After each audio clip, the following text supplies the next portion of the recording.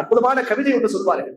அன்றொரு நாள் உங்களை பாலைவன மணலிலே கரும்பாறாங்கல்லை எடுத்து உங்கள் நெஞ்சில வைத்து உங்களை துன்புறுத்தினார்கள். ஆனால் அல்லாஹ் அதற்கு இன்னொரு நாளை கொண்டு வந்தான். அந்த கருப்பான காபாவின் மேலிருந்து உங்களை வாங்க சொல்லுகிற வாக்கியத்தை அல்லாஹ் கொடுத்தான். காபாவுக்கு மேல வாங்க சொன்ன ஒரே சஹாபி பிலால் அல்லாஹ்.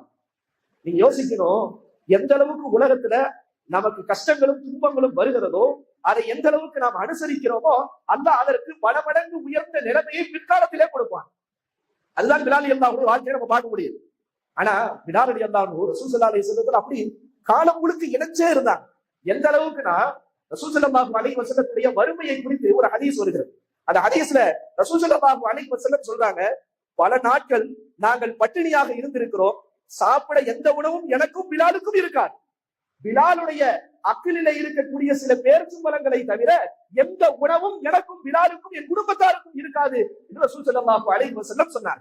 இதை யோசிக்கணும், எவ்வளவு செல்வ செழிப்பாக நம்ம இருக்கிறோம், ஏசி ரூம்ல இருக்கிறோம், ஏசி ஹால்ல இருக்கிறோம், எவ்வளவு ஃபெசிலிட்டியோட வாழ்கிறோம். உணவுக்கு கூட வழி இல்லாமல் இந்த தீனை வளர்த்தவர்கள் நபி ஸல்லல்லாஹு அலைஹி வஸல்லம் அவர்களும் சஹாபாக்கள்.